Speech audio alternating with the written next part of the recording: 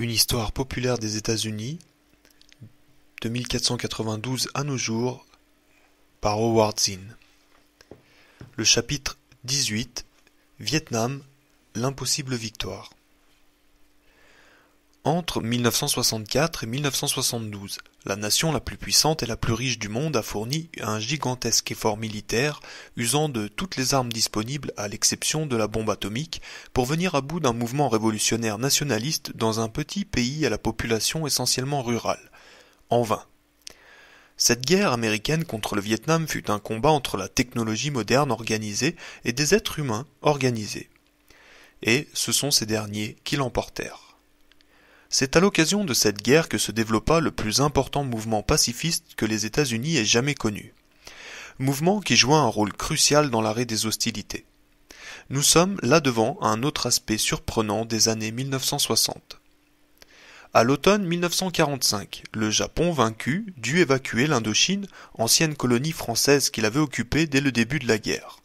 Entre-temps, un mouvement révolutionnaire était né dans cette région du monde, résolu à mettre fin à la colonisation et à changer la vie des paysans indo-chinois. Emmenés par le communiste Ho Chi Minh, les révolutionnaires avaient combattu les Japonais et célébré leur départ en 1945 de manière spectaculaire avec 1 million de personnes dans les rues de Hanoï. Ils rédigèrent ensuite une déclaration d'indépendance inspirée à la fois de la Déclaration des droits de l'homme et du citoyen de la Révolution française et de la Déclaration d'indépendance américaine. Le texte débutait ainsi.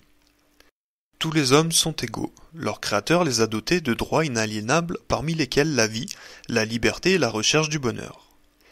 À l'image des Américains qui en 1776 avaient dressé la liste de leurs greffes à l'encontre de la monarchie anglaise, les Vietnamiens y faisaient part de leurs critiques à l'égard de la domination française. Les Français ont appliqué des lois inhumaines. Ils ont construit plus de prisons que d'écoles. Ils ont impitoyablement assassiné les patriotes et noyé les révoltes dans des flots de sang. Ils ont muselé l'opinion publique. Ils se sont emparés de nos rizières, de nos mines, de nos forêts et de nos matières premières.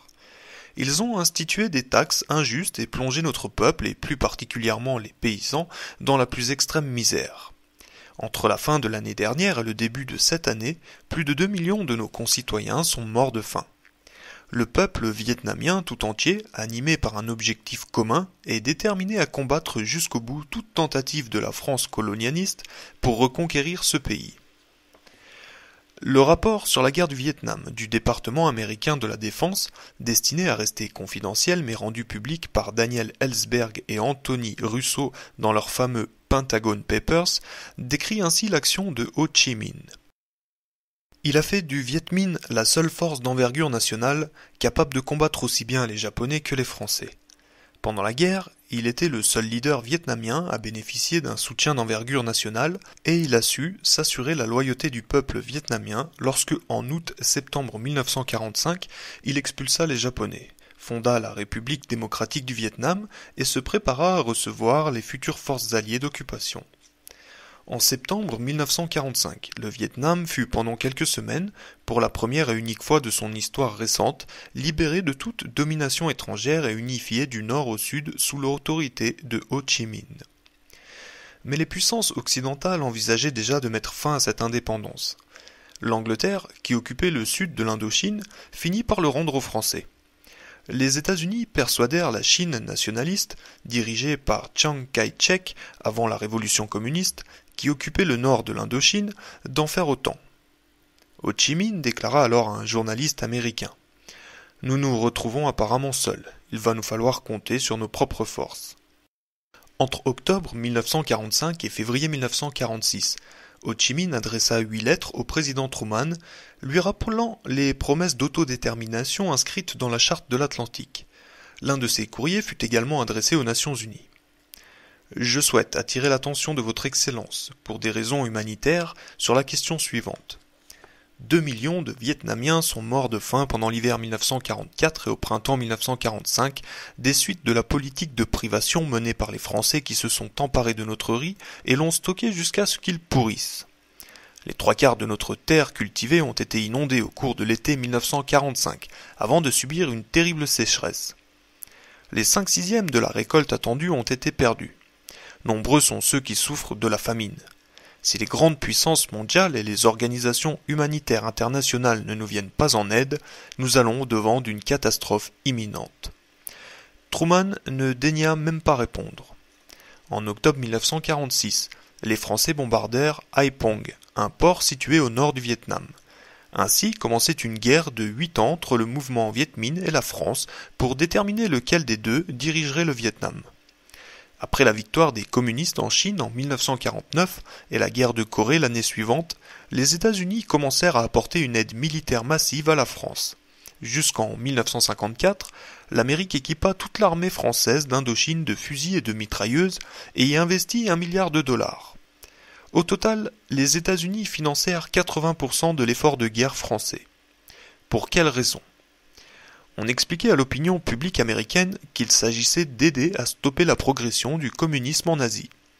Dans les notes confidentielles du Conseil national de sécurité, qui conseillait le président en matière d'affaires étrangères, on trouve trace, en 1950, de conversations concernant ce qui serait plus tard désigné sous le nom de théorie des dominos.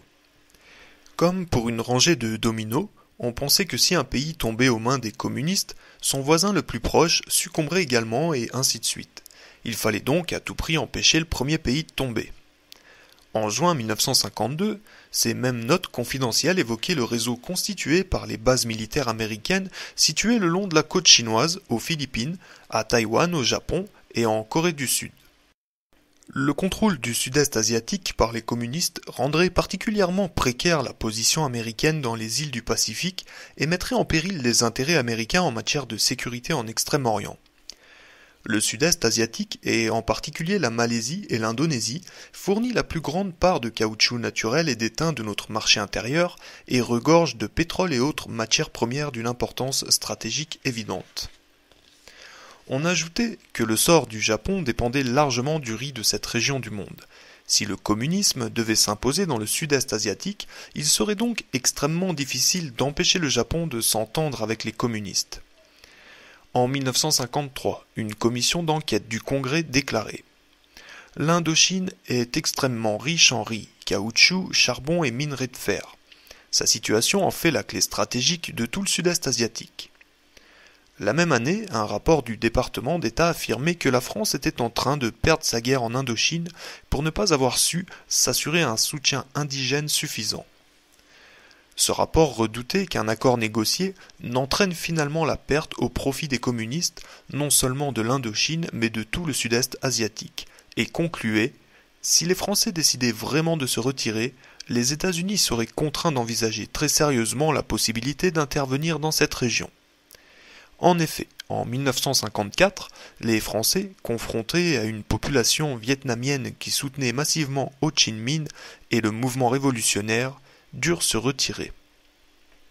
À Genève, une conférence internationale présida aux accords de paix entre la France et le Viet Minh. Les Français devaient se retirer momentanément dans le sud du Vietnam, tandis que le Viet Minh resterait dans le nord. 2 ans plus tard, une élection serait organisée dans un pays réunifié et les Vietnamiens désigneraient alors leur propre gouvernement. Les États-Unis s'empressèrent d'empêcher cette réunification et placèrent le Sud-Vietnam dans la sphère d'influence américaine. Ils installèrent à la tête du gouvernement de Saigon un ancien dirigeant vietnamien, Ngo Dinh Diem, qui avait vécu dans le New Jersey. Les Américains l'incitèrent à rejeter les élections prévues pour la réunification du pays. Au début de 1954, le compte-rendu d'une réunion des chefs d'état-major expliquait que, pour les services de renseignement, un règlement de la situation par l'intermédiaire d'élections libres entraînerait presque à coup sûr le passage sous contrôle communiste des États associés, Laos, Cambodge et Vietnam. Diem bloqua à plusieurs reprises les élections demandées par le Viet Minh et, grâce à l'aide financière et militaire américaine, son gouvernement s'imposa de plus en plus fermement. Selon les Pentagon Papers, le Sud-Vietnam était avant tout la créature des États-Unis. Le régime de Diem devint de plus en plus impopulaire. Ngo Dinh Diem était catholique dans un pays en grande partie bouddhiste et proche des grands propriétaires terriens dans un pays essentiellement peuplé de petits paysans. Ces vagues tentatives de réforme agraire n'apportèrent aucun changement véritable. Il remplaça les chefs de province locaux par ses propres hommes. En 1962, 88% de ces chefs de province étaient des militaires. Diem emprisonna massivement les opposants qu'il accusait de corruption ou d'immobilisme dans les réformes. L'opposition augmentait rapidement dans les zones rurales que l'appareil administratif de Diem ne parvenait pas à contrôler. Aux environs de 1958, la guérilla se mit à harceler le régime en place. Le gouvernement communiste de Hanoï lui prodigua son aide, ses encouragements, et envoya certains de ses habitants au sud pour supporter le mouvement de guérilla. La plupart étaient des Vietnamiens du sud qui avaient émigré au nord à la suite des accords de Genève. Le Front national de libération fut créé dans le sud en 1960. Il rassemblait les différents courants d'opposition au régime et tirait sa force des paysans sud-vietnamiens qui voyaient en lui le moyen de changer leur vie quotidienne. Dans son livre Viet Cong, qui réunissait interviews de rebelles et documents saisis, Douglas Pike, conseiller auprès du gouvernement américain, tenta de donner une image réaliste de ce qui attendait les États-Unis. Dans les 2561 villages du Sud-Vietnam, le Front national de libération, entre parenthèses FNL, a créé une foule d'organisations sociopolitiques d'envergure nationale dans un pays où les mouvements de masse étaient jusque-là parfaitement inconnus. Avant le FNL, il n'y avait jamais eu de véritable parti politique de masse au Sud-Vietnam. Les communistes ont apporté dans les villages du Sud-Vietnam des changements sociaux substantiels, et ce par le simple moyen de la communication. Et en effet, il s'agissait plus de militants que de soldats. Ce qui m'a le plus surpris avec le FNL, c'est qu'il place la révolution sociale avant la guerre, continuait Pike. Il fut également impressionné par la participation massive des paysans au mouvement. Le paysan vietnamien n'était pas considéré comme un simple pion dans le rapport des forces, mais comme un élément actif de la dynamique. Il était cette dynamique elle-même. L'objectif de cet effort d'organisation sur une grande échelle était de reconstruire l'ordre social du village et de former les communautés villageoises à se prendre en main. C'était là l'objectif premier du FNL depuis le début, et certainement pas de tuer les soldats de Saigon, d'occuper le territoire ou de préparer quelques grandes batailles. Non, il s'agissait avant tout d'organiser en profondeur la population rurale par le biais de l'autogestion. Pike estimait qu'il y avait environ 300 000 membres du FNL au début de 1962. Les Pentagon Papers affirment qu'à cette époque, seul le Viet Cong possédait une véritable influence dans les zones rurales. Lorsque Kennedy prit ses fonctions en 1961, il poursuivit la politique de Truman et d'Eisenhower dans le sud-est asiatique. Immédiatement, il approuva un plan secret qui prévoyait diverses interventions militaires au Vietnam et au Laos, parmi lesquelles, selon les Pentagon Papers, l'expédition d'agents au Nord-Vietnam pour y organiser des sabotages et des opérations ciblées. En 1956, Kennedy avait déjà célébré le formidable succès du président Diem et affirmé au sujet du Vietnam de Diem que son libéralisme politique était une source d'inspiration. Un jour de mai 1963, un moine bouddhiste s'immola par le feu sur une place de Saigon. D'autres moines bouddhistes suivirent son exemple pour faire connaître au monde, de manière spectaculaire, leur opposition au régime de Diem. La police s'en prit aux pagodes et aux temples bouddhistes, blessant 30 moines et arrêtant 1400 personnes. Diem décida de faire fermer temples et pagodes, et la ville fut le théâtre de nombreuses manifestations. La police tira sur la foule, tuant 4 personnes. En signe de protestation, 10 000 personnes manifestèrent à leur tour à Hue, l'ancienne capitale du pays. Les accords de Genève autorisaient les États-Unis à envoyer 685 conseillers militaires au Sud-Vietnam. Eisenhower en expédia plusieurs milliers. Sous Kennedy, leur nombre passa à 16 000 et certains d'entre eux commencèrent à participer aux opérations militaires sur le terrain. Malgré tout, Diem courait à la défaite. La plupart des zones rurales du Sud-Vietnam étaient désormais contrôlées par les villageois eux-mêmes, encadrés par le FNL. Diem devint vite une gêne, un obstacle à la mainmise effective des Américains sur le Vietnam. Quelques généraux vietnamiens complotèrent pour renverser le régime tout en gardant contact avec le responsable local de la CIA, Lucien Conain. Celui-ci rencontra secrètement l'ambassadeur américain Henry Cabot Lodge qui accepta avec enthousiasme le projet de coup d'État. Le 25 octobre 1963, Lodge informait le conseiller de Kennedy, Mac George Bundy, qu'il avait personnellement approuvé toutes les rencontres entre le général Tran Van Don et Conine. Ce dernier a fait part de mes ordres de manière explicite à chacune de ces occasions. Kennedy semblait hésiter, mais rien ne fut fait pour prévenir Diem, bien au contraire. Juste avant le coup d'État et après être entré en contact avec les conjurés par l'intermédiaire de Conine, Lodge passa un week-end avec Diem dans une station balnéaire lorsque les généraux prirent d'assaut le palais présidentiel le 1er novembre 1963. Diem appela l'ambassadeur et ils échangèrent les propos suivants. Diem. Certains régiments se sont rebellés et je veux savoir quelle sera l'attitude des États-Unis. Lodge. Je ne me considère pas comme assez bien informé pour vous répondre. J'ai entendu les coups de feu, mais je ne suis pas au courant de tout ce qui se passe. En outre, il est 4h30 du matin à Washington et le gouvernement américain n'a probablement rien décidé pour le moment. Diem. Mais vous devez bien avoir une petite idée. Lodge dit à Diem de l'appeler s'il désirait qu'il fasse quoi que ce soit pour assurer sa sécurité personnelle. Ce fut la dernière conversation entre un Américain et Diem. Ce dernier s'enfuit du palais présidentiel puis fut rapidement arrêté avec son frère par les généraux insurgés, transporté dans un camion et enfin exécuté. Au début de cette année 1963, le sous-secrétaire d'État de l'administration Kennedy, U. Alexis Johnson, s'était exprimé devant l'Economic Club de Détroit. Quelle est cette attraction que le sud-est asiatique exerce depuis des siècles sur les grandes puissances qui l'entourent? Pourquoi est-il si désirable et pourquoi est-il si important?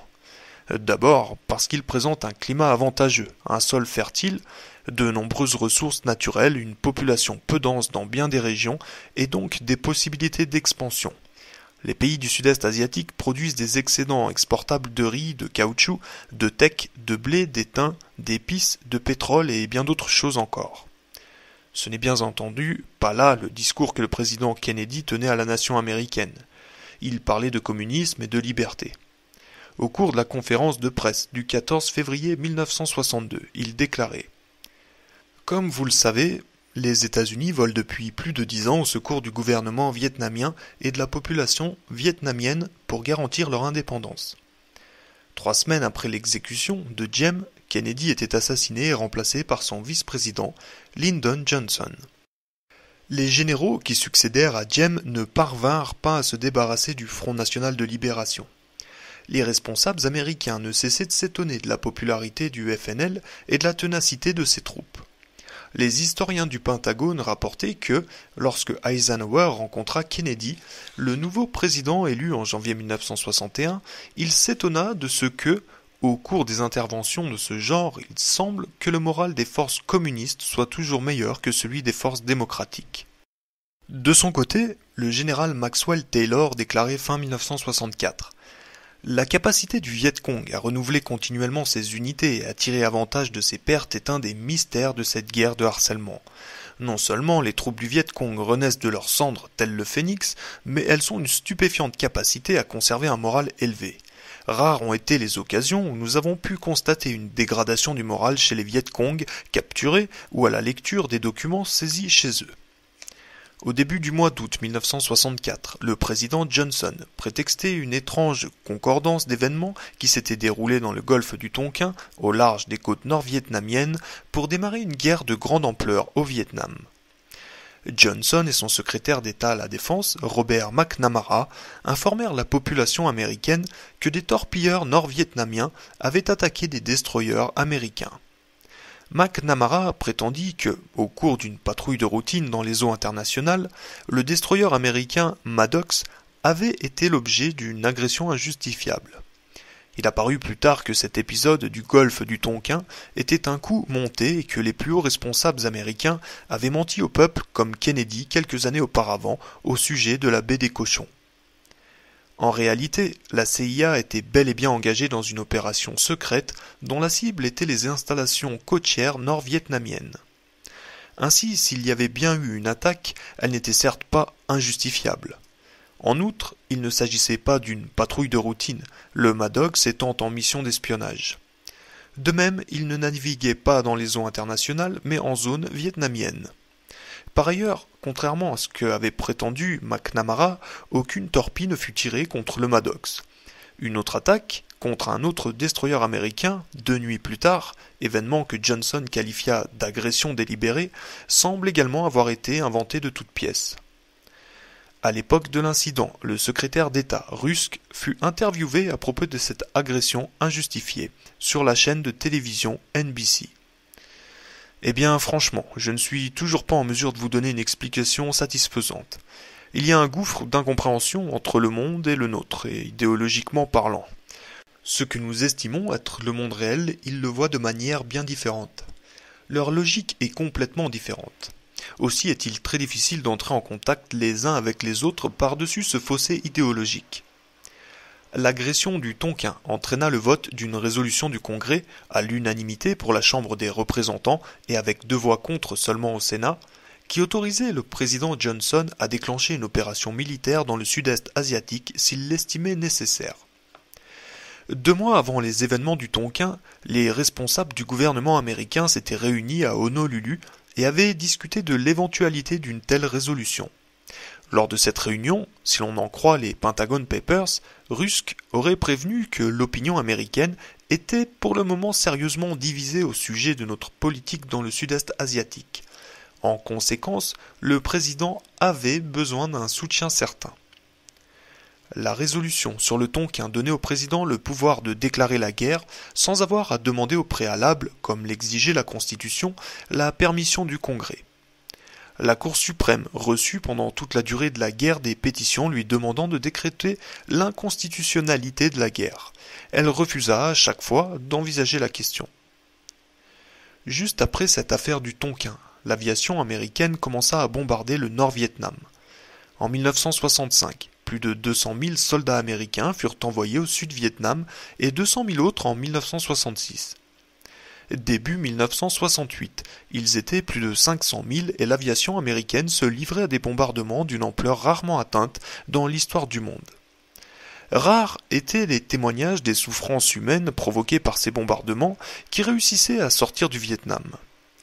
Le 5 juin 1965, le New York Times publiait une dépêche en provenance de Saigon.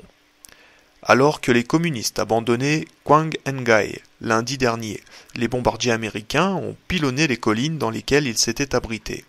De nombreux Vietnamiens, environ 500, sont morts sous les bombes. Selon les Américains, il s'agissait de soldats Viet Cong, mais les 3/4 des blessés qui se rendirent ensuite dans un hôpital vietnamien pour y faire soigner les brûlures dues au napalm étaient de simples villageoises.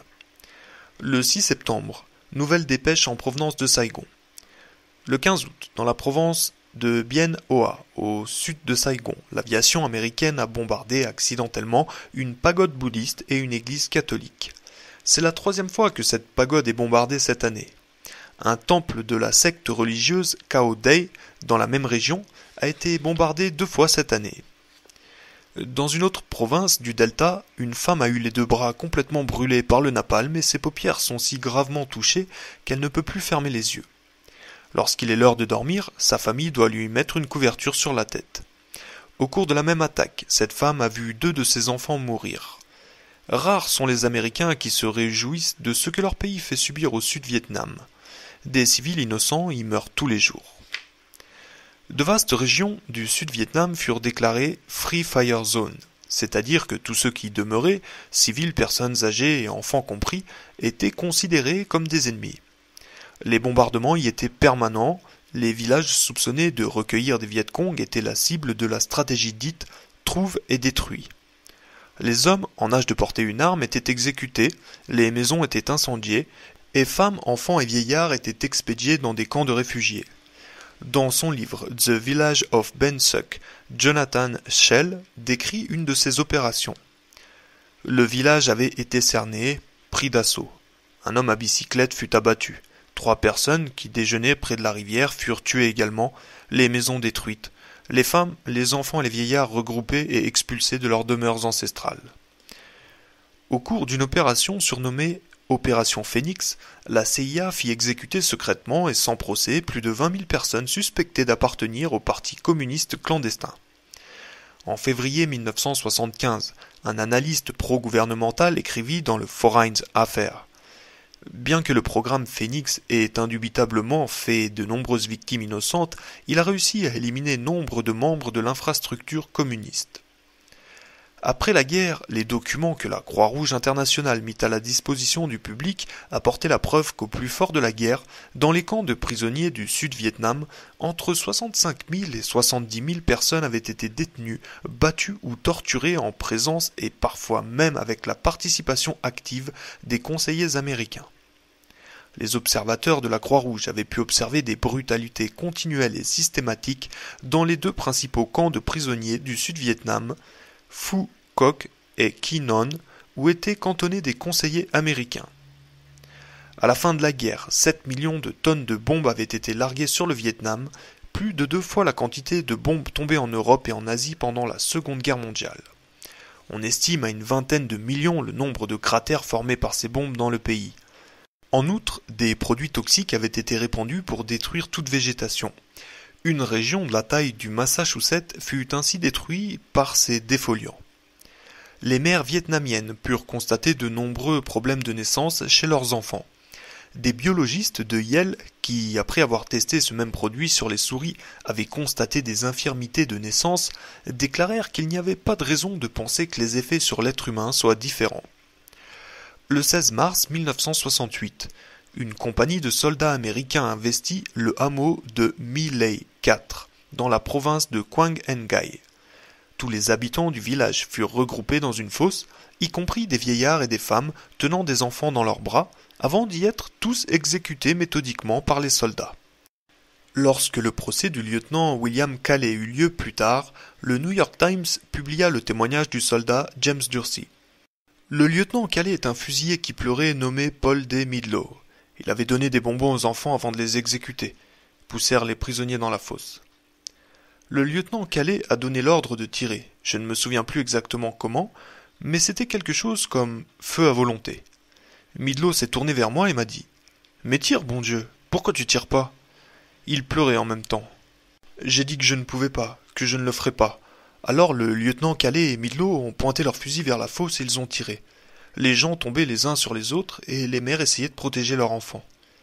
Dans son livre My Lai 4, le journaliste Seymour Hersh raconte que, lorsque les enquêteurs de l'armée sont arrivés dans la zone interdite en novembre 1969 pour l'affaire de My Lai, ils ont découvert des fosses communes dans 3 endroits différents et une fosse pleine de cadavres.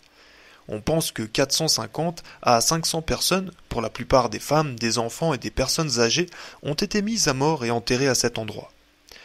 L'armée tenta de cacher ce qui s'était passé à cette occasion, mais la lettre de Ron Ridenhour, un GI qui avait entendu parler du massacre, commença à circuler. Ronald A. Berle, un photographe de l'armée, avait également pris des photos de l'événement. Seymour Hersh, qui travaillait alors sur place pour Dispatch News Service, une agence de presse anti-guerre, écrivit un article sur le sujet. En outre, le récit de ce massacre était paru en mai 1968 dans 2 publications françaises, Vietnam en lutte et une autre publiée par la délégation nord-vietnamienne au pourparlers de paix de Paris, sans que la presse américaine y prête la moindre attention. Plusieurs officiers impliqués dans le massacre de My Lai furent jugés, mais seul le lieutenant William Calley fut reconnu coupable et condamné à la perpétuité. La sentence fut révisée 2 fois et Calley fit 3 ans de prison. Nixon ordonna qu'il soit assigné à résidence plutôt que détenu dans une prison ordinaire avant d'être libéré sur parole. Des milliers d'Américains prirent sa défense. Certains par patriotisme et pour justifier son action comme nécessaire à la lutte contre le communisme, d'autres parce qu'il leur semblait que Calley servait de bouc émissaire dans une guerre où de nombreuses atrocités du même genre avaient été commises. Le colonel Oran Henderson, lui-même accusé d'avoir couvert les exactions de My Lai, affirmait en 1971 que toutes les unités de cette taille avaient leur My Lai. My Lai ne fut en effet unique que par les détails de son déroulement. Hersh cite une lettre adressée par un soldat à sa famille et publiée dans le journal local. « Chers parents, aujourd'hui nous sommes partis en mission et je ne suis pas très fier de moi, de mes camarades et de mon pays. Nous avons brûlé toutes les maisons que nous avons rencontrées. C'était un petit groupe de village et les gens étaient incroyablement pauvres. Mon unité a brûlé et saccagé le peu de biens qu'ils possédaient. Laissez-moi vous expliquer la situation. Les huttes sont faites de feuilles de palmier. Dans chacune d'elles, il y a une sorte d'abri en terre séchée pour protéger la famille, comme une sorte d'abri anti-aérien. Les officiers de mon unité ont pourtant décidé de considérer que ces abris étaient à usage offensif. C'est pourquoi ils nous ont ordonné de réduire en cendres toutes les huttes dans lesquelles nous avons trouvé ces abris. Quand les 10 hélicoptères se sont posés ce matin au milieu des maisons, nous sommes tous sortis des appareils et on a commencé à tirer sur tout ce qu'on pouvait avant même que nos pieds touchent le sol. C'est là que nous avons incendié les huttes. Tout le monde pleurait, priait, nous implorait de ne pas les séparer et de ne pas arrêter leurs maris, leur père, leur fils ou leur grand-père. Les femmes gémissaient. Puis ils ont assisté, terrorisés, à la destruction de leurs maisons, de leurs biens et de leurs réserves. Oui, on a détruit leurs riz et abattu tout leur bétail. Le massacre de Miley par une unité de simples soldats était un événement infime au regard des plans de destruction massive des populations civiles du Vietnam envisagés par la hiérarchie militaire et les autorités politiques.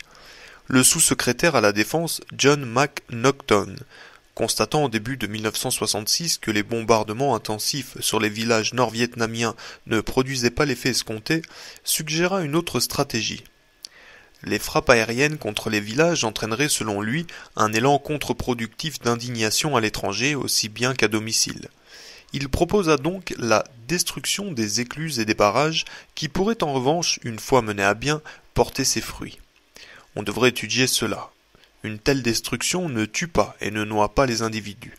Inonder les rizières provoque pourtant après un certain temps une famine généralisée, touchant environ 1 million de personnes, si on ne fournit pas de nourriture, ce que nous pourrions proposer à la table des négociations. Plus le gouvernement de Saigon devenait impopulaire, plus les efforts pour y remédier se faisaient désespérés.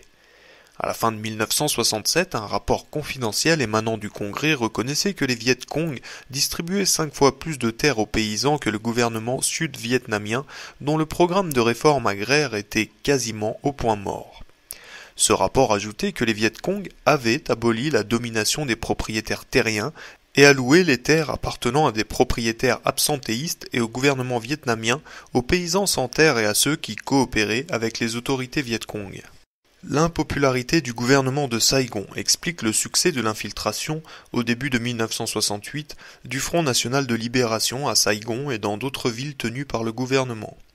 Le FNL put ainsi lancer l'offensive surprise du Tet, le nouvel an vietnamien, qui le mena jusqu'au cœur de Saigon, lui permit de bloquer l'aéroport de Tan San Nhut et même d'occuper brièvement l'ambassade américaine. L'offensive fut repoussée, mais elle prouva que toute la puissance de feu américaine qui s'abattait sur le Vietnam n'avait réussi à détruire ni le FNL, ni le moral de ses partisans, ni le soutien populaire dont il jouissait, ni sa volonté de se battre. Le gouvernement des États-Unis dut réévaluer la situation et de nouveaux doutes s'insinuèrent dans les esprits américains. Les bombardements intensifs visaient à saper la volonté de résistance des Vietnamiens, à l'instar des bombardements sur les populations allemandes et japonaises durant la Seconde Guerre mondiale. Le président Johnson continuait pourtant de prétendre que seules des cibles militaires étaient visées. Le gouvernement utilisait des expressions telles que « donner un nouveau tour de vis » pour évoquer ces bombardements.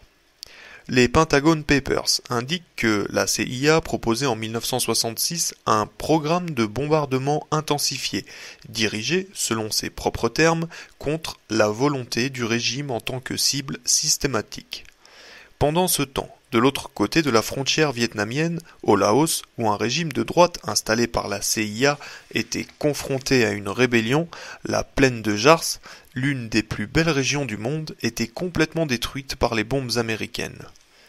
Aux États-Unis, ni la presse ni le gouvernement n'en parlèrent, mais un Américain qui vivait au Laos, Fred Bronfman, raconta cette histoire dans son livre « Voice from the Plain of Jars ». De mai 1964 à septembre 1969, plus de 25 000 attaques aériennes ont pris pour cible la plaine de Jars sur laquelle 75 000 tonnes de bombes ont été larguées, faisant des milliers de morts et de blessés. Des dizaines de milliers de personnes entrèrent dans la clandestinité et la société civile fut complètement détruite. Bronfman, qui parlait le laotien et vivait dans un village avec sa famille laotienne, interviewa des centaines de réfugiés fuyant les bombardements pour se rendre à Vientiane, la capitale. Il enregistra leurs témoignages et conserva leurs dessins. Une infirmière de 26 ans, originaire de Xieng Quang, racontait la vie dans son village. Je ne faisais qu'un avec la terre, l'air, les champs des hauts plateaux, les rizières et les cultures de mon village. Chaque jour et chaque nuit, à la lumière de la lune, moi et mes amis nous promenions en riant et en chantant à travers la forêt et les champs au milieu des chants des oiseaux. À l'époque des récoltes et à celle des semailles, nous travaillions tous ensemble, qu'il pleuve ou qu'il fasse beau, luttant contre la pauvreté et la misère en cultivant la terre comme l'avaient fait nos ancêtres avant nous. Mais en 1964 et 1965, j'ai senti la terre trembler et entendu le bruit des bombes qui explosaient aux alentours. On a commencé à entendre le bruit des avions qui tournaient sans cesse dans le ciel. L'un d'entre eux piqua finalement sur nous dans un bruit de tonnerre pendant qu'une lumière aveuglante et de la fumée recouvraient tout, si bien qu'on n'y voyait plus rien. Tous les jours, nous échangions des nouvelles des bombardements avec les villages voisins, les maisons détruites, les blessés et les morts. Dans les trous, dans les trous. À cette époque, nous n'avions que les trous pour sauver notre peau. Nous, les jeunes, nous creusions des trous à la sueur de notre front pour nous protéger au lieu d'être dans les rizières et dans les forêts à cultiver ce dont nous avions besoin pour vivre. Une autre jeune fille explique pourquoi le mouvement révolutionnaire laotien, le Néo-Lao, l'avait séduite, elle et nombre de ses amis. En tant que jeune fille, je trouvais que le passé n'avait jamais été très bon pour nous parce que les hommes nous maltraitaient et se moquaient de nous, le sexe faible. Mais lorsque le Néo-Lao a commencé à gouverner la région, cela s'est mis à changer. Avec le Néo-Lao, les choses ont aussi changé psychologiquement. Il nous disait que les femmes devaient être aussi braves que les hommes. Par exemple, même si j'étais déjà allé à l'école auparavant, les aînés voulaient m'empêcher de continuer.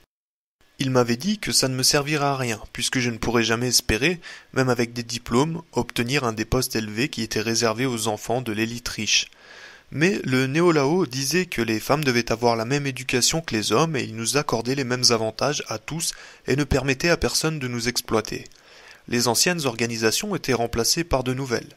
Par exemple, la plupart des nouveaux professeurs et des nouveaux médecins qui étaient formés étaient des femmes.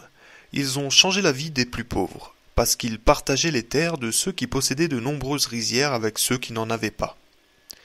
Un jeune homme de 17 ans raconta l'arrivée de l'armée révolutionnaire du Pathet Lao dans son village. Certains avaient peur, en particulier ceux qui avaient de l'argent. Ils offraient des vaches aux soldats du Pathet Lao pour qu'ils puissent manger, mais les soldats refusaient de les prendre. Et lorsqu'ils les prenaient tout de même, ils en offraient à un prix raisonnable.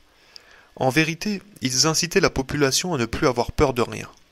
Après, ils ont organisé l'élection du chef de village et de district. C'étaient les gens qui choisissaient eux-mêmes. En désespoir de cause, la CIA impliqua la tribu des Hmong dans une campagne militaire qui se solda par la mort de plusieurs milliers d'entre eux. Comme tout ce qui se déroula au Laos, cela se fit dans le secret et le mensonge. En septembre 1973, Jérôme Doolittle, un ancien représentant du gouvernement américain au Laos, écrivit dans le New York Times.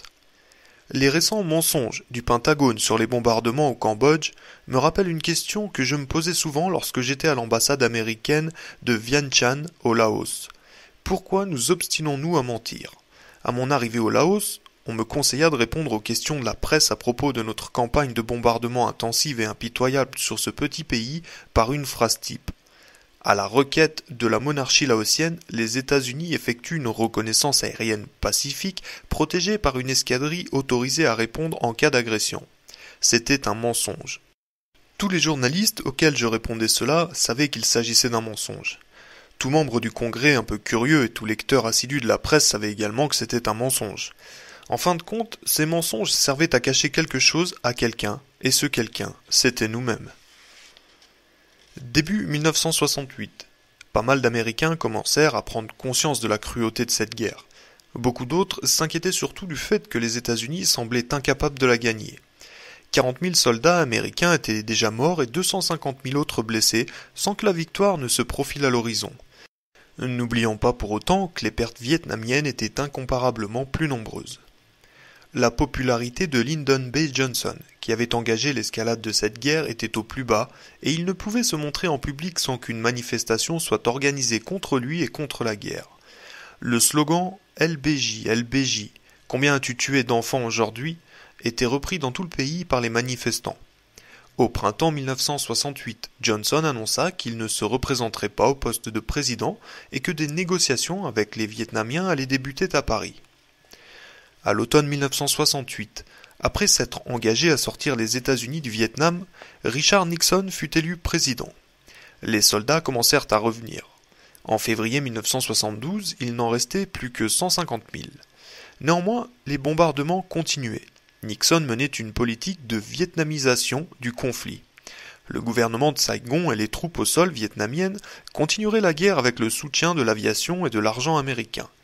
En fait, Nixon ne finissait pas la guerre, il ne faisait qu'en gommer l'aspect le plus impopulaire en faisant cesser l'engagement de soldats américains sur un sol étranger.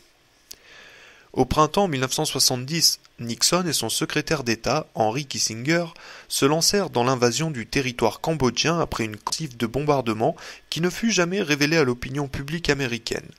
Cette invasion, qui provoqua un mouvement de protestation aux États-Unis, est un acte militaire. Le Congrès décréta que Nixon ne pourrait utiliser de troupes américaines pour poursuivre la guerre sans obtenir son accord. L'année suivante, sans participation des troupes américaines, les États-Unis appuyèrent l'invasion du Laos par les Sud-Vietnamiens. Nouvel échec. En 1971, 800 000 tonnes de bombes furent larguées par les États-Unis sur le Laos, le Cambodge et le Vietnam. Dans le même temps, le gouvernement de Saigon, dirigé par le président Nguyen Van Thieu, le dernier d'une longue série de chefs d'État sud-vietnamiens, jetait des milliers d'opposants en prison. Aux États-Unis, certaines des premières manifestations d'opposition à la guerre émanèrent du mouvement pour les droits civiques. L'expérience des Noirs avec le gouvernement américain les incitait à douter de toute déclaration selon laquelle ils se battaient pour la défense de la liberté. Le jour même où Lyndon Johnson annonça aux Américains, à la mi-août 1964, les événements du golfe du Tonkin et les bombardements sur le Nord-Vietnam, des militants noirs et blancs se réunirent aux environs de Philadelphie, Mississippi, pour un service funéraire à la mémoire des 3 travailleurs sociaux du mouvement des droits civiques qui y avaient été assassinés durant l'été. L'un des orateurs s'en prenait violemment à l'usage de la force en Asie, qu'il comparait aux violences infligées aux Noirs du Mississippi. Au milieu de l'année 1965, à McComb, Mississippi, des jeunes noirs qui venaient d'apprendre qu'un de leurs camarades était mort au Vietnam distribuèrent un prospectus rédigé en ces termes. Aucun noir du Mississippi ne devrait se battre au Vietnam pour défendre la liberté du blanc tant que le peuple noir ne sera pas libre au Mississippi. Les jeunes noirs ne doivent pas accepter la conscription ici au Mississippi. Les mères devraient encourager leurs enfants à désobéir. Nul n'a le droit de nous demander de risquer nos vies et d'aller tuer d'autres gens de couleur à Saint-Domingue et au Vietnam dans le seul but d'enrichir l'Américain blanc. Lorsque, lors d'une visite au Mississippi, le secrétaire à la Défense, Robert McNamara, qualifia le sénateur John Stennis, raciste notoire, d'homme de grande qualité, des étudiants noirs et blancs manifestèrent en signe de protestation avec des écriteaux à la mémoire des enfants brûlés du Vietnam. Le Student Non-Violent Coordinating Committee, entre parenthèses SNCC, déclara au début de 1966 que les États-Unis menaient une politique agressive en parfaite violation des lois internationales et exigea le retrait des troupes américaines du Vietnam. Cet été-là, 6 membres du SNCC furent arrêtés pour s'être introduits dans un bureau d'incorporation à Atlanta. Ils furent reconnus coupables et condamnés à 7 ans de prison. Au même moment, Julian Bond, un militant du SNCC, nouvellement élu à la Chambre des représentants de Géorgie, s'exprima contre la guerre et l'incorporation. La Chambre vota son éviction pour avoir tenu des propos contrevenant au Selective Service Act et visant à porter le discrédit sur la Chambre. Lui reconnaissant la liberté d'expression en accord avec le premier amendement de la Constitution, la Cour suprême le réintégra.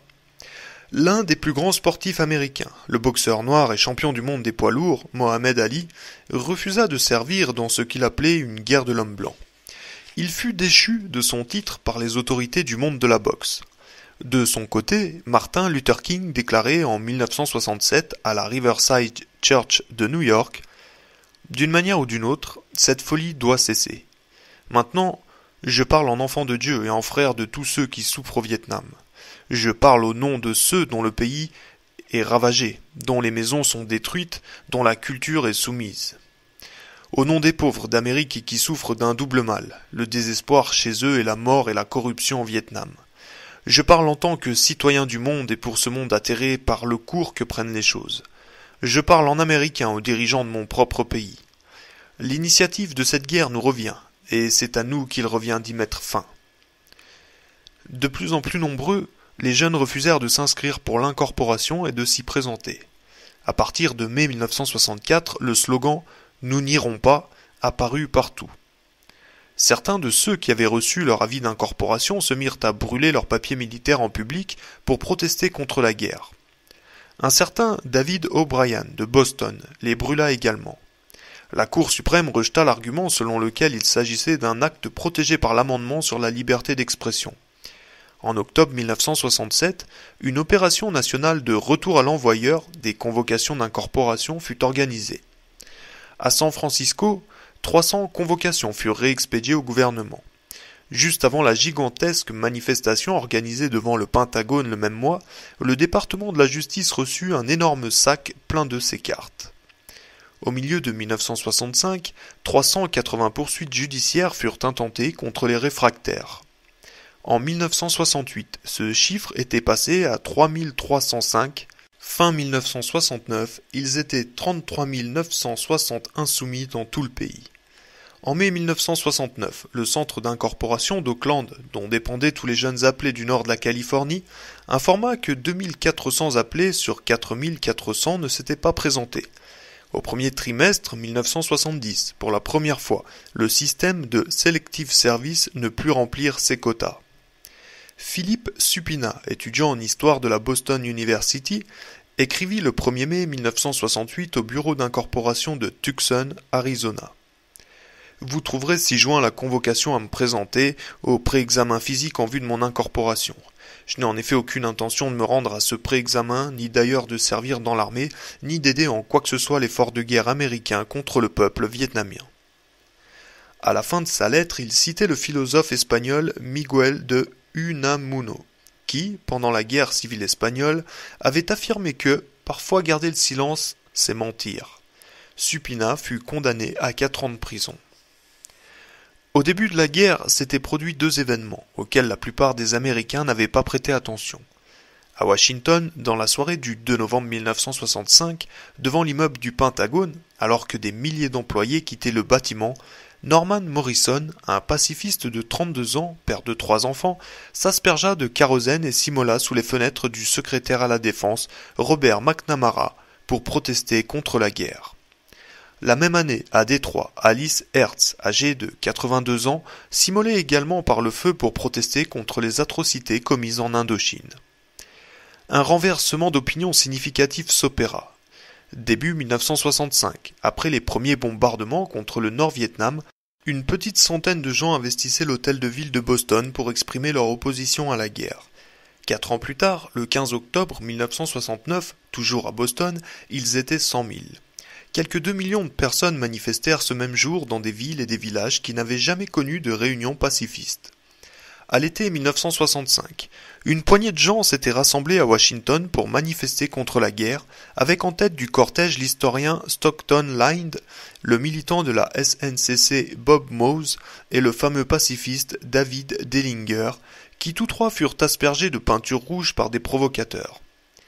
En 1970, les rassemblements pour la paix qui se tenaient à Washington attiraient des centaines de milliers de personnes. En 1971, 20 000 individus se rendirent à Washington pour exprimer leur indignation devant la poursuite des violences au Vietnam et essayèrent de bloquer le trafic routier. 14 000 d'entre eux furent finalement interpellés au cours de ce qui restera comme la plus grande arrestation de l'histoire américaine. Des centaines de volontaires des Peace Corps protestèrent également contre la guerre. Au Chili, 92 d'entre eux s'opposèrent au directeur de leur organisation et publièrent une circulaire contre la guerre. 800 de leurs vétérans signèrent une déclaration commune contre les événements du Vietnam. Le poète Robert Powell refusa de se rendre à une invitation de la Maison-Blanche. Arthur Miller, également invité, fit répondre que « lorsque les armes parlent, les arts se meurent ». La chanteuse Eartha Kitt, également invitée à déjeuner à la Maison-Blanche, choqua tout le monde en s'exprimant contre la guerre devant la femme du président. Enfin, à la Maison-Blanche toujours, un adolescent invité à recevoir un prix se présenta pour critiquer la guerre. À Hollywood, des artistes édifièrent une tour de protestation de 18 mètres de haut sur Sunset Boulevard. Lors de la remise du National Book Award à New York, une cinquantaine d'écrivains et d'éditeurs sortirent de la salle pendant le discours du vice-président Humphrey pour protester contre son rôle dans la conduite de la guerre. À Londres, 2 jeunes Américains firent irruption au beau milieu de l'élégante fête de l'indépendance organisée par l'ambassadeur et portèrent un toast à tous les morts et mourants du Vietnam. On les fit rapidement expulser. Dans l'océan Pacifique, 2 jeunes marins américains détournèrent un navire qui transportait des bombes destinées au Vietnam. Durant 4 jours, ils restèrent aux commandes du navire et de son équipage en se dopant aux amphétamines afin de rester éveillés jusqu'à ce que le bateau atteigne le Cambodge. Fin 1972. Une dépêche de l'Associated Press en provenance de York, Pennsylvanie, annonçait que 5 militants pacifistes avaient été arrêtés par la police et étaient soupçonnés de s'être livrés au sabotage de matériel ferroviaire aux environs d'une usine fabriquant des bombes utilisées au Vietnam. La classe moyenne et les professions libérales, d'ordinaire peu enclines au militantisme, se mirent également à hausser le ton. En mai 1970, le New York Times titrait « 1000 éminents hommes de loi se joignent aux pacifistes ». Le milieu des affaires se mit à craindre que la guerre n'aille finalement à l'encontre de ses intérêts à long terme. Le Wall Street Journal alla jusqu'à critiquer la poursuite de la guerre. À mesure que la guerre devenait plus impopulaire, certaines personnalités proches du gouvernement et même certains membres du gouvernement commencèrent à briser la loi du silence. Daniel Ellsberg en fournit l'exemple le plus spectaculaire. Économiste, formé à Harvard et ancien officier de l'armée, Ellsberg travaillait pour la Rand Corporation, qui effectuait des recherches spéciales et parfois secrètes pour le gouvernement américain.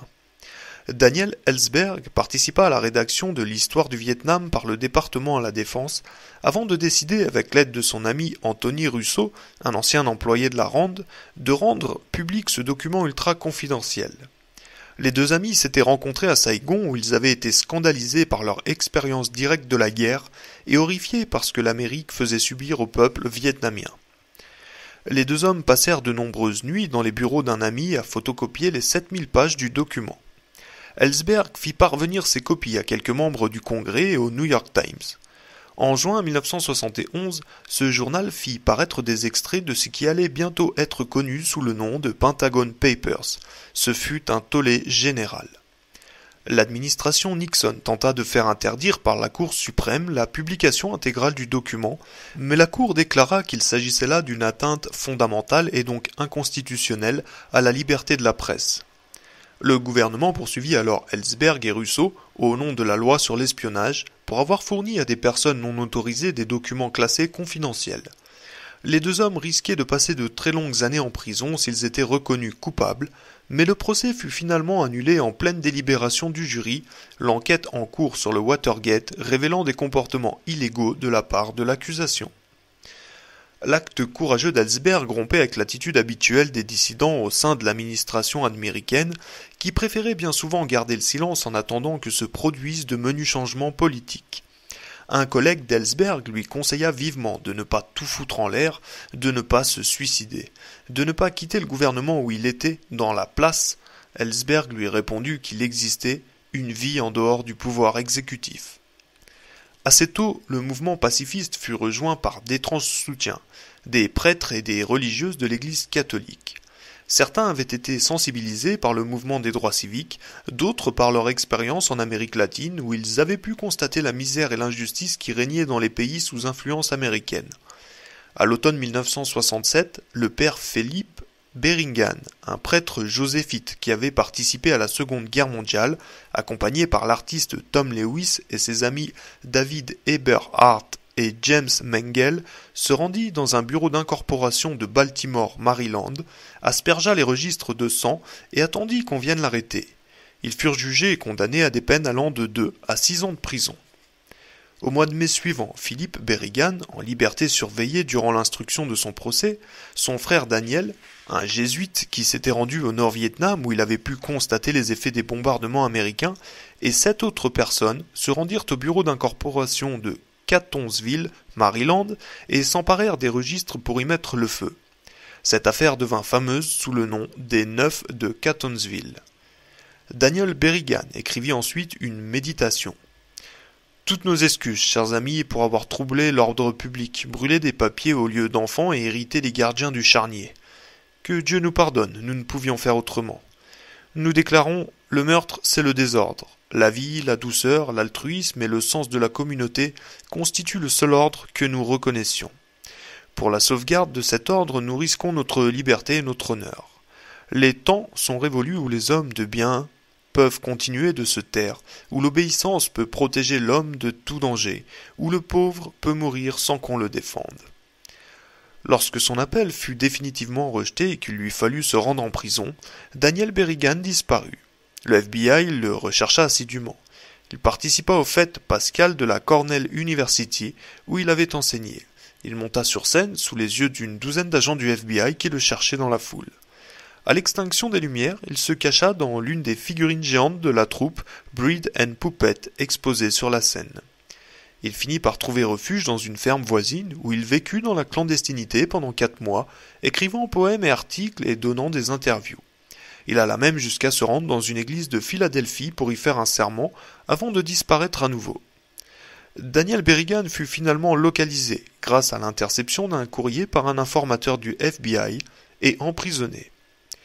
Marie Moylan, ex-religieuse et seule femme parmi les 9 de Catonsville, refusa également de se rendre au FBI.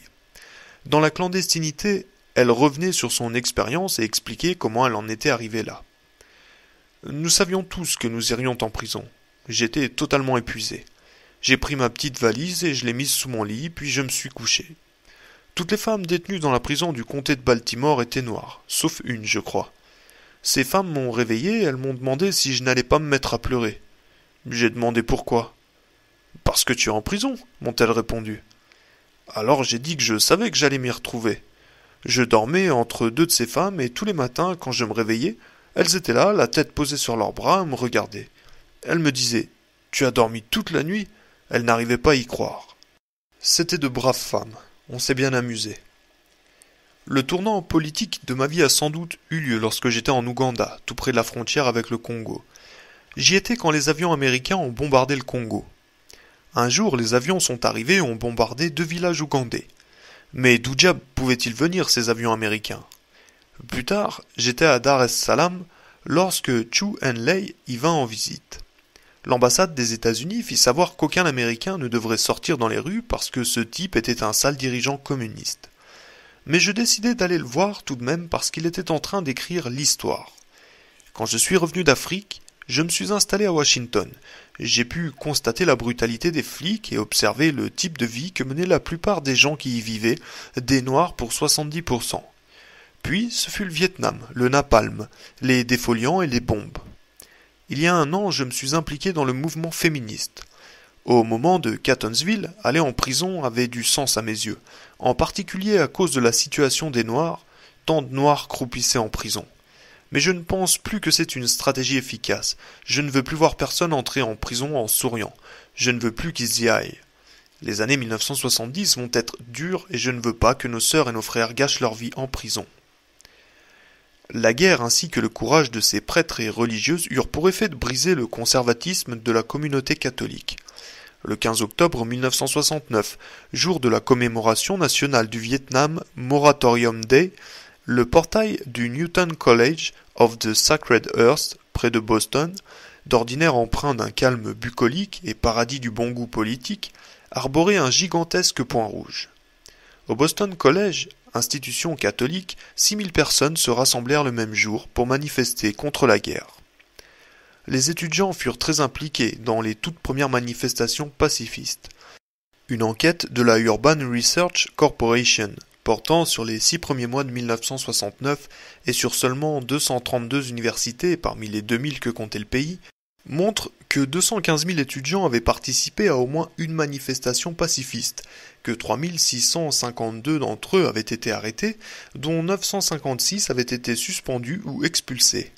Même dans les lycées, à la fin des années 1960, on comptait quelques 500 journaux clandestins. À la remise des diplômes de 1969, Les 2 tiers des étudiants diplômés de la Brown University tournèrent ostensiblement le dos à Henry Kissinger, venu faire un discours. L'apogée de la protestation eut lieu au printemps 1970, lorsque le président Nixon ordonna l'invasion du Cambodge. Le 4 mai 1970, la garde nationale tira sur les étudiants de la Kent State University, Ohio, qui s'étaient rassemblés pour protester contre la guerre, faisant 4 morts et un blessé. Ce dernier devait rester paralysé à vie. Les étudiants de 400 universités et collèges se lancèrent alors dans la plus grande grève étudiante de toute l'histoire des États-Unis. Pendant l'année scolaire 1969-1970, le FBI enregistra 1785 manifestations étudiantes, dont 313 occupations de locaux. Les cérémonies de remise de diplômes qui suivirent les assassinats de Kent State ressemblaient bien peu à celles que le pays avait connues auparavant. Une dépêche en provenance d'Amherst, Massachusetts, nous informe que le 100e remise de diplôme de l'université du Massachusetts a pris la forme d'une manifestation, d'un appel à la paix. Le roulement funèbre du tambour rythmait la marche de 2600 jeunes qui exprimaient ainsi leurs craintes, leur tristesse et leur frustration. Des points gantés de rouge, des symboles de la paix et des colombes bleues étaient dessinés sur le fond noir des toges universitaires et les manifestants les plus âgés portaient presque tous un brassard en signe de paix. Les manifestations étudiantes contre le ROTC, entre parenthèses Reserve Officer Training Program, provoquèrent sa disparition dans plus de 40 collèges et universités. En 1966, 191 749 étudiants s'étaient inscrits au ROTC. En 1973, il n'était plus que 73 459. Le ROTC était censé former la moitié des officiers américains en Vietnam. En septembre 1973, pour le 6e mois d'affilée, il ne put remplir son quota. Un responsable militaire déclara: J'espère que nous ne serons pas impliqués dans une autre guerre, parce que si cela arrivait, je doute que nous soyons en mesure de nous battre. La publicité faite à ces manifestations étudiantes donna l'impression que l'opposition à la guerre était exclusivement le fait de la petite bourgeoisie intellectuelle. Lorsque des ouvriers new-yorkais du bâtiment agressèrent des étudiants, la nouvelle fut relayée par les médias nationaux. Pourtant, un certain nombre d'élections dans les villes américaines, parmi lesquelles des villes traditionnellement ouvrières, démontraient que le sentiment pacifiste était également fort au sein de la classe ouvrière. À Dearborn, Michigan, une ville centrée sur l'industrie automobile, un sondage effectué dès 1967 montrait que 41% de la population était favorable à un retrait des troupes américaines du Vietnam. En 1970, dans 2 comtés de Californie, San Francisco et Marin, où la question fut mise aux voix, le retrait recueillit une majorité de voix. Fin 1970, lorsqu'un sondage Gallup posa la question de savoir si les États-Unis devaient retirer leurs troupes du Vietnam à la fin de l'année suivante, 65% des sondés répondirent par l'affirmative.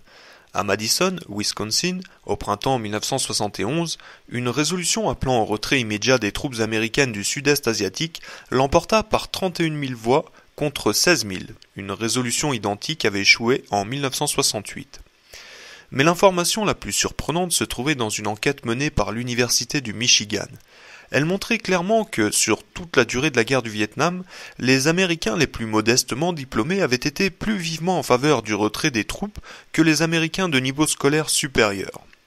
En juin 1966, 27% des individus possédant un diplôme de collège étaient favorables à un retrait immédiat, contre 41% de ceux qui n'avaient qu'un diplôme scolaire.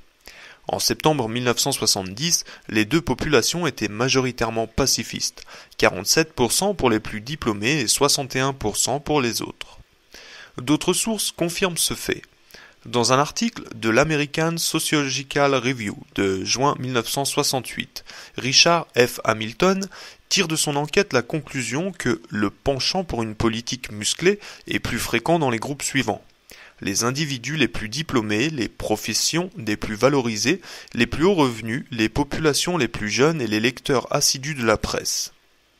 De son côté, Harlan Hahn, spécialiste des sciences politiques, observait, après s'être penché sur divers référendums municipaux concernant le Vietnam, que la volonté de mettre fin à la guerre était la plus forte chez les catégories socio-économiques défavorisées.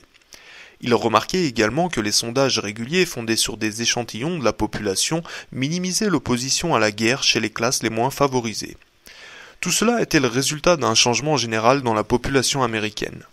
En août 1965, 61% de la population estimait que l'engagement américain au Vietnam n'était pas une mauvaise chose. En mai 1971, 61% des Américains pensaient le contraire. Bruce Andrews, un étudiant de Harvard travaillant sur les mouvements de l'opinion publique, découvrit que les troupes les plus clairement critiques à l'égard de la guerre étaient les plus de 50 ans, les Noirs et les femmes. Il remarquait également qu'une enquête effectuée au printemps 1964, alors que le Vietnam restait un sujet mineur pour la presse, révélait que 53% des personnes ayant fréquenté le collège étaient en faveur de l'envoi de troupes au Vietnam, contre 33% seulement de ceux qui n'avaient pas dépassé l'école primaire. Il semble que les médias les plus bellicistes, eux-mêmes dirigés par des individus au niveau d'instruction très élevé et aux revenus conséquents, aient tenté de donner l'impression que la classe ouvrière était particulièrement patriote et favorable à la guerre. En 1968, dans un sondage sur les Noirs et les Blancs pauvres du Sud, Lewis Lipsitz paraphrasait ainsi une position qu'il qualifiait de typique.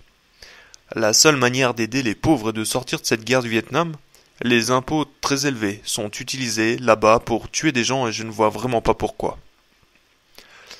La capacité des Américains ordinaires à se forger une opinion personnelle s'observe tout particulièrement dans le glissement progressif vers une attitude plus pacifiste des soldats américains eux-mêmes, les engagés volontaires et les appelés étant pour la plupart issus des populations les plus modestes. L'histoire américaine avait déjà connu des exemples de désaffection des soldats. Mutineries sporadiques pendant la Révolution américaine, refus de se réengager au beau milieu de la guerre du Mexique, désertion et objection de conscience pendant les 2 guerres mondiales. Néanmoins, ce fut à l'occasion de la guerre du Vietnam que l'opposition des soldats et des vétérans atteignit un niveau jamais égalé auparavant. Ce fut d'abord des protestations isolées. Dès juin 1965, Richard Steinck, un diplômé de West Point en poste au Vietnam, refusa de monter à bord d'un avion qui devait le transporter vers un village reculé. « La guerre du Vietnam ne vaut pas qu'on lui sacrifie une seule vie américaine », déclara-t-il. Steinck passa en cour martiale et fut chassé de l'armée. L'année suivante, 3 soldats, un noir, un portoricain et un italo-lituanien, tous de milieux défavorisés, refusèrent de partir pour le Vietnam, dénonçant le caractère immoral, illégal et injuste de la guerre. Ils passèrent également en cour martiale et furent jetés en prison. Au début de 1967, le capitaine Howard Levy, médecin militaire à Fort Jackson, Caroline du Sud, refusa d'enseigner au Béret Vert, une force spéciale d'élite de l'armée américaine. Il déclara que ces gens étaient des assassins de femmes et d'enfants et des tueurs de paysans.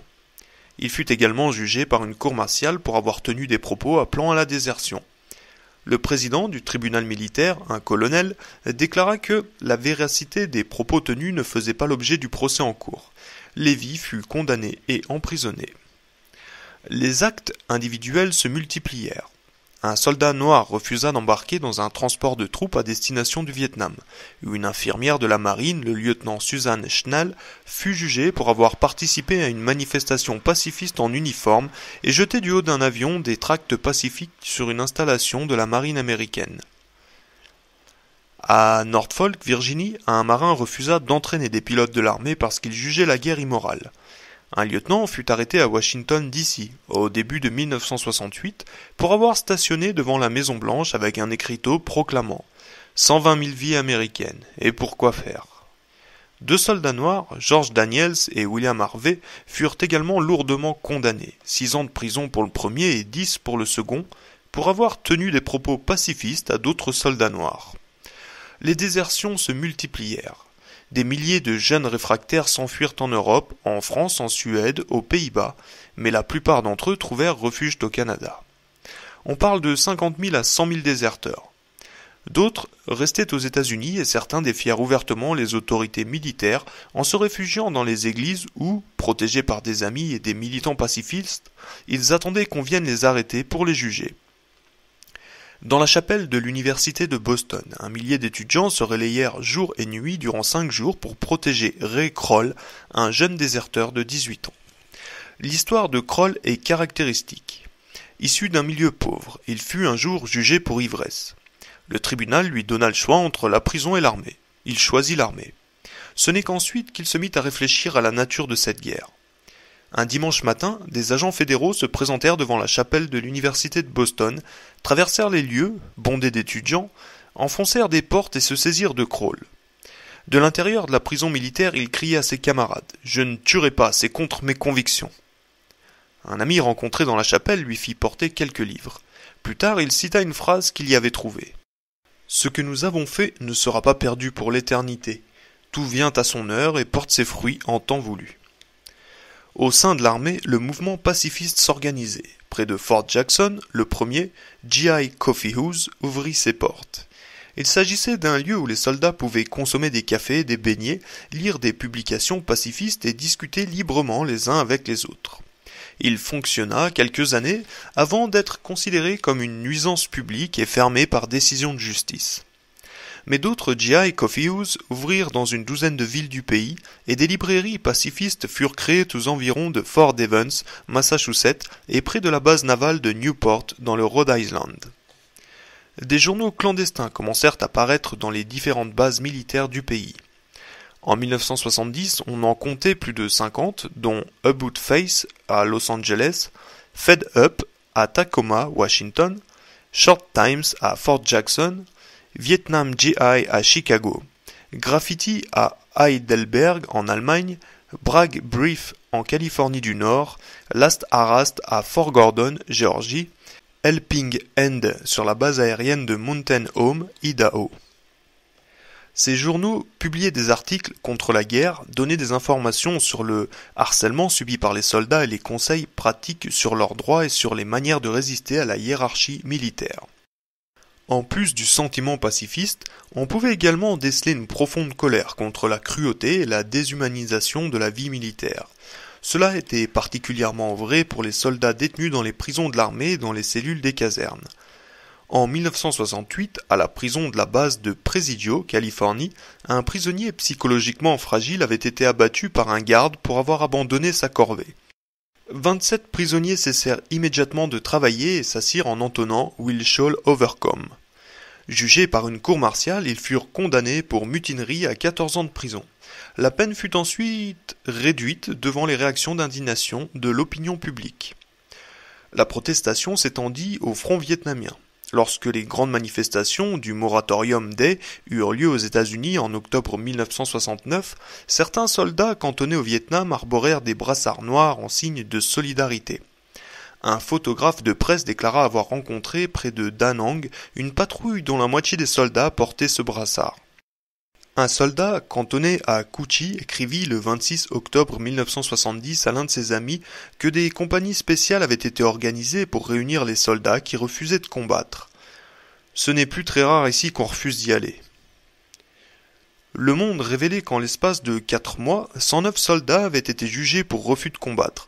Le correspondant de ce journal ajoutait qu'il n'était pas rare de voir un soldat noir lever le poing gauche en signe de protestation contre une guerre qu'il n'a jamais considérée comme le concernant.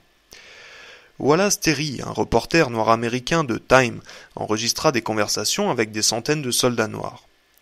On y découvre leur amertume vis-à-vis du racisme dans l'armée, leur dégoût de la guerre et leur morale plutôt bas. Les fraggings, attentats perpétrés par les soldats qui plaçaient une grenade dans la tente des officiers qui les commandaient ou dont ils voulaient se venger, se multiplièrent. Durant la seule année 1970, le Pentagone fit état de 209 fraggings. De retour du Vietnam, des soldats formèrent le Vietnam Veterans Against the War. En décembre 1970, plusieurs centaines d'entre eux se rendirent à Détroit lors de l'enquête dite du Winter Soldier pour témoigner publiquement des atrocités auxquelles ils avaient participé ou assisté, atrocités commises par les Américains comme les Vietnamiens. En avril 1971, plus d'1 millier de ces vétérans se rendirent à Washington D.C. pour manifester contre la guerre. Les uns après les autres, ils lancèrent de l'autre côté du grillage qui entoure le Capitole les médailles qu'ils avaient reçues au Vietnam. Après quoi, ils prononcèrent de brefs discours, émus ou amers, sur la guerre. À l'été 1970, 28 officiers de l'armée, parmi lesquels quelques vétérans du Vietnam, déclarèrent représenter 250 autres officiers et fondèrent le Concerned Officer Movement contre la guerre. Ce fut aux environs des fêtes de Noël en 1972 qu'eurent lieu les premières défections de pilotes de B-52 qui refusaient de remplir leur mission de bombardement intensif sur Hanoï et Haiphong. Le 3 juin 1973, le New York Times révélait que de nombreux cadets de West Point abandonnaient leurs études. Le journaliste ajoutait que les responsables de cette école militaire reliaient ce fait au caractère moins discipliné, plus sceptique et plus exigeant de la nouvelle génération, ainsi qu'au sentiment pacifiste qu'une petite minorité radicale et la guerre du Vietnam avaient réussi à créer. Pourtant, la plupart des actes pacifistes furent le fait de soldats ordinaires, noirs, blancs, indiens, chinois ou chicanos.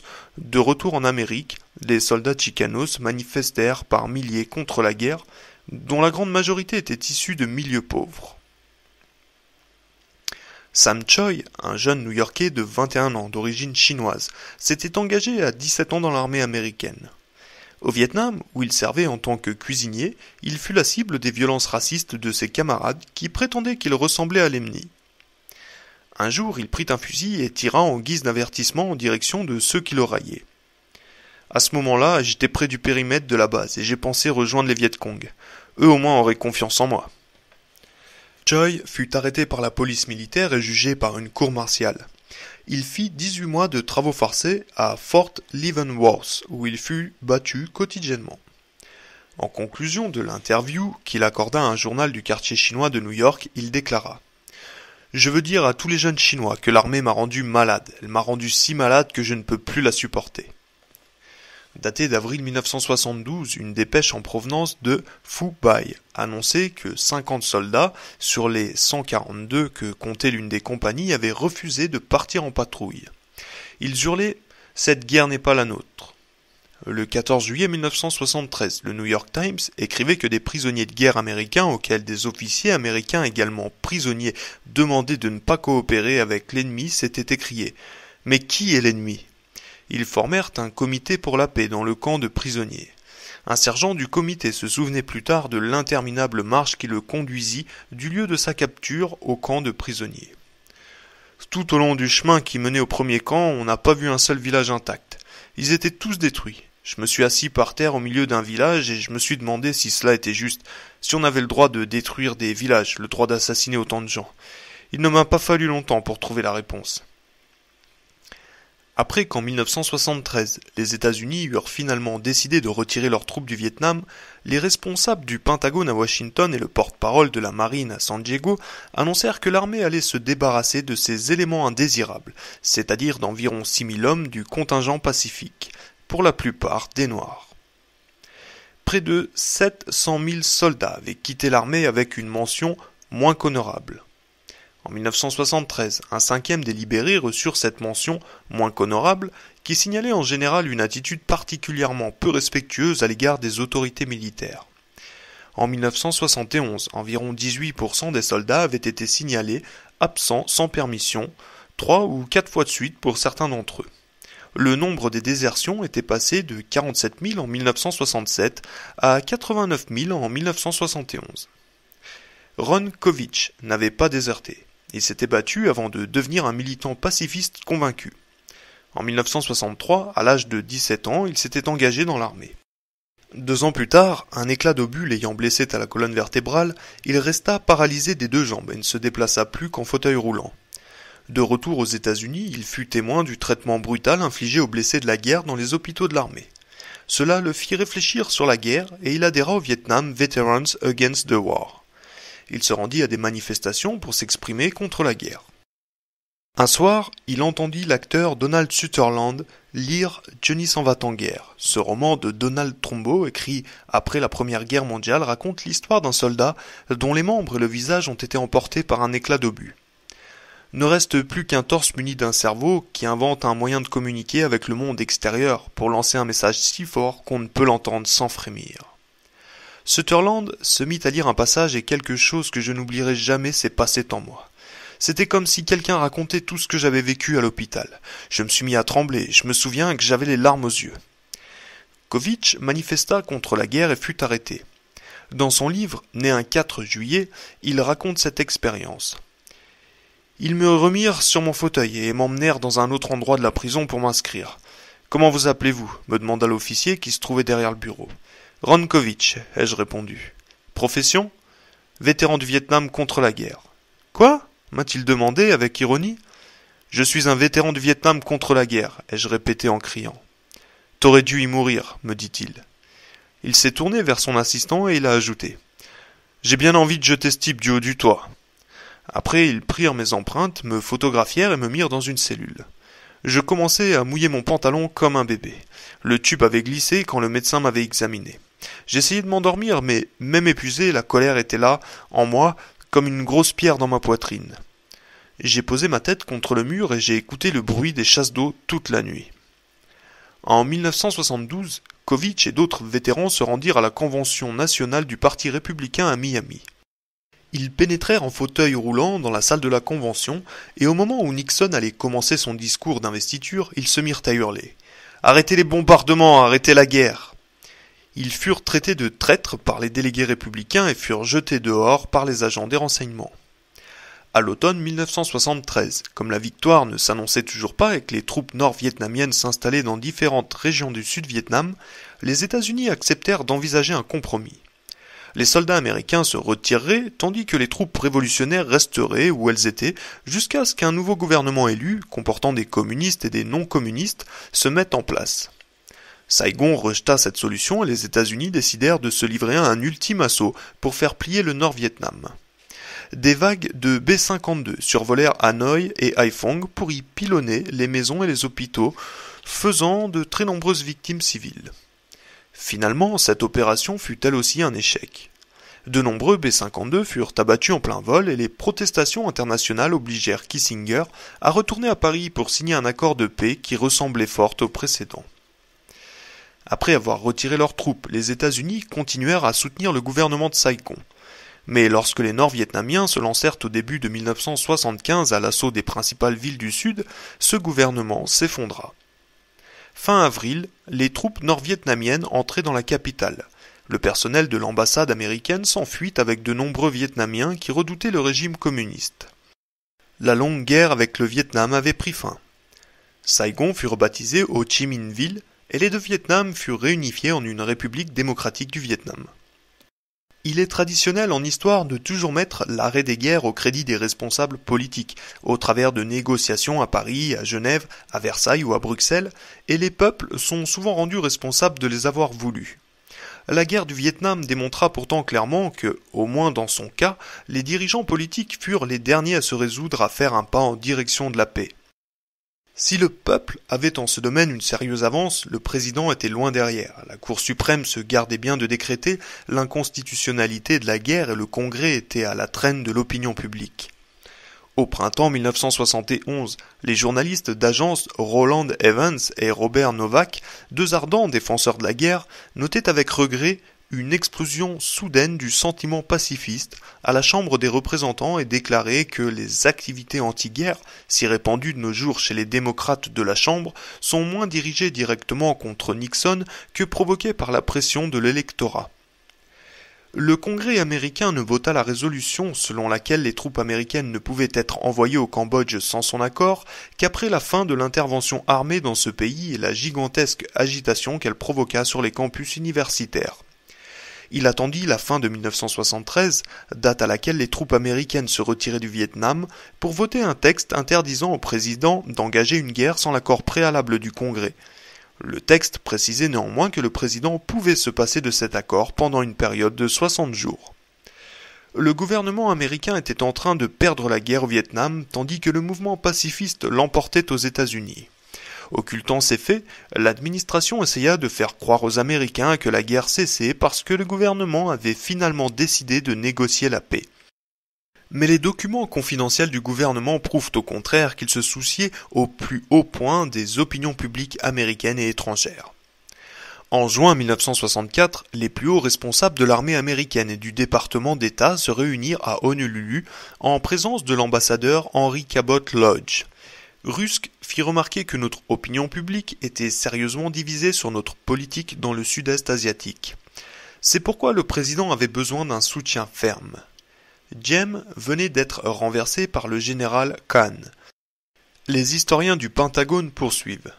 Dès son retour à Saigon le 5 juin, l'ambassadeur Lodge appela le général Khan.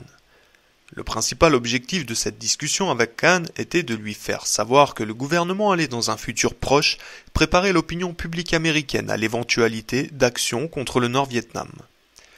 2 mois plus tard, l'affaire du golfe du Tonkin éclatait.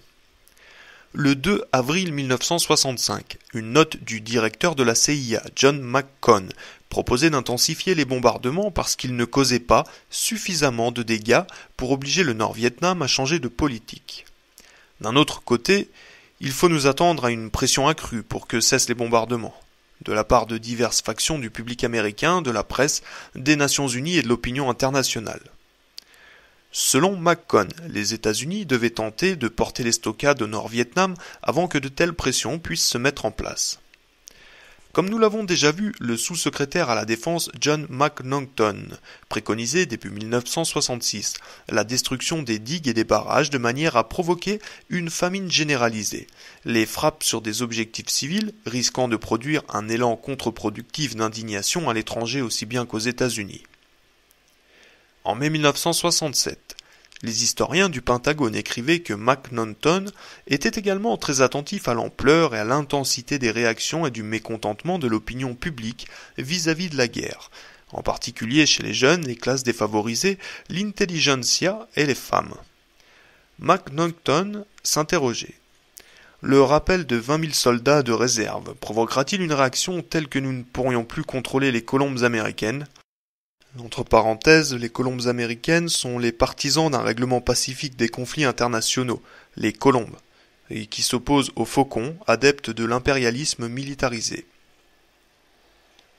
Seront-ils nombreux à refuser de servir, de combattre, de coopérer, et même pire ?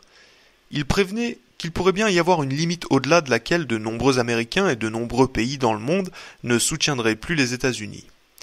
L'image de la plus grande puissance du monde, tuant ou blessant gravement 1000 civils par semaine en essayant de soumettre un minuscule pays attardé pour des raisons que de nombreuses personnes trouvent discutables, n'est pas très glorieuse. Cela pourrait bien provoquer une dangereuse remise en question de la conscience nationale américaine. Cette dangereuse remise en question semble bien avoir eu lieu au printemps 1968. Après l'attaque soudaine et inquiétante du Tet mené par le Front National de Libération, le général Westmoreland demanda au président Johnson de lui envoyer 200 000 hommes supplémentaires qui s'ajouteraient aux 525 000 déjà présents sur place. Johnson demanda conseil à un petit groupe d'officiers de terrain. Ils étudièrent la situation et parvinrent à la conclusion que ces soldats supplémentaires américaniseraient définitivement la guerre sans pour autant aider le gouvernement de Saigon, tant ce dernier ne semble pas souhaiter, et encore moins pouvoir, s'assurer le soutien ou la loyauté nécessaire du peuple. En outre, toujours selon ce rapport, l'envoi de troupes supplémentaires nécessiterait un recours à l'armée de réserve et une augmentation du budget de la défense, donc plus de pertes humaines et plus d'impôts. Le mécontentement croissant, accompagné, comme il le sera assurément, de refus de servir et de troubles urbains accrus par le sentiment que l'on néglige les affaires intérieures, risque fort de provoquer une crise nationale d'une ampleur inconnue jusque-là. Ces troubles urbains accrus faisaient sans doute allusion au soulèvement de certains Noirs qui, en 1967, avaient souligné que les acteurs en aient eu clairement conscience ou non, le lien entre la guerre à l'étranger et la pauvreté aux États-Unis. Il apparaît donc clairement dans les Pentagon Papers que la décision prise par Johnson au printemps 1968 de refuser à Westmoreland des soldats supplémentaires, comme celle de ralentir pour la première fois l'escalade des violences et les bombardements et de se rendre à la table de négociation, fut grandement influencée par tout ce que les Américains avaient pu faire pour exprimer leur opposition à la guerre. Lorsque Nixon devint président, il tenta lui aussi de faire croire à l'opinion publique qu'il resterait insensible aux protestations. Pourtant, il devint fou de rage lorsqu'un pacifiste manifesta seul devant la Maison-Blanche. Le caractère hystérique des actions conduites par Nixon à l'encontre des opposants, cambriolage, mise sur écoute, ouverture du courrier, révèle l'emprise du mouvement pacifiste sur l'esprit des responsables nationaux. Autre signe que les idées du mouvement pacifiste faisaient leur chemin dans l'opinion publique américaine, les jurés hésitaient de plus en plus à condamner les activistes pacifistes et les juges se mirent également à les traiter différemment. À Washington en 1971, les juges acquittèrent certains manifestants pour des actes qu'ils auraient 2 ans plus tôt jugés dignes de la prison. Les groupes pacifistes qui s'en prenaient au bureau d'une corporation, comme l'avaient fait avant eux les 4 de Baltimore, les 9 de Catonsville, les 14 de Milwaukee, les 5 de Boston et d'autres, se voyaient dorénavant infliger, pour des actes identiques, des peines plus légères.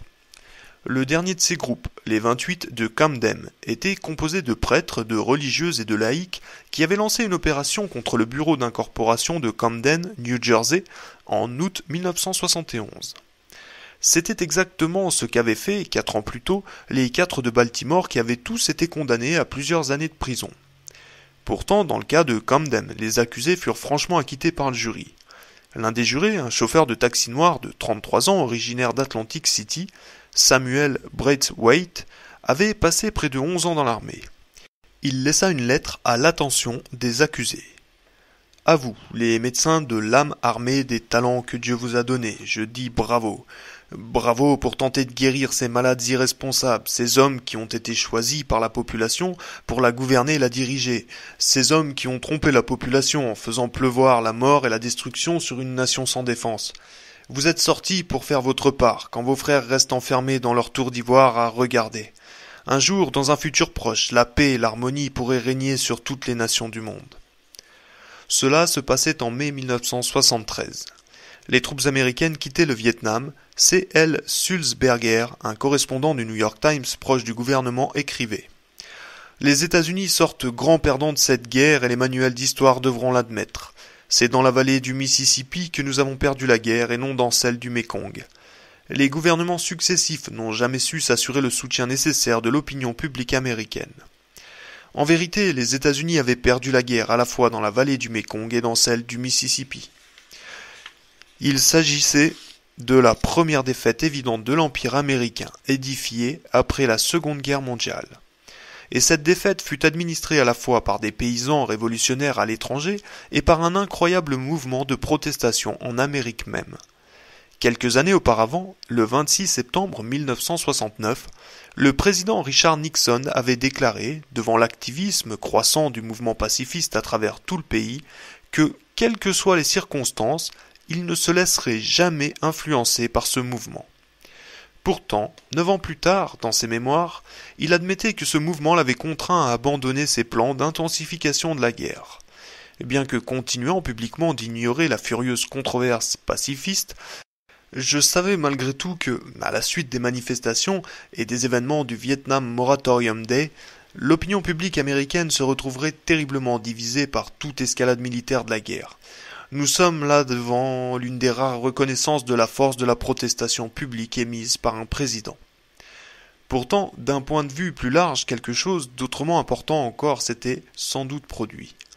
Aux États-Unis même, la révolte ne se limitait plus à la seule question du Vietnam.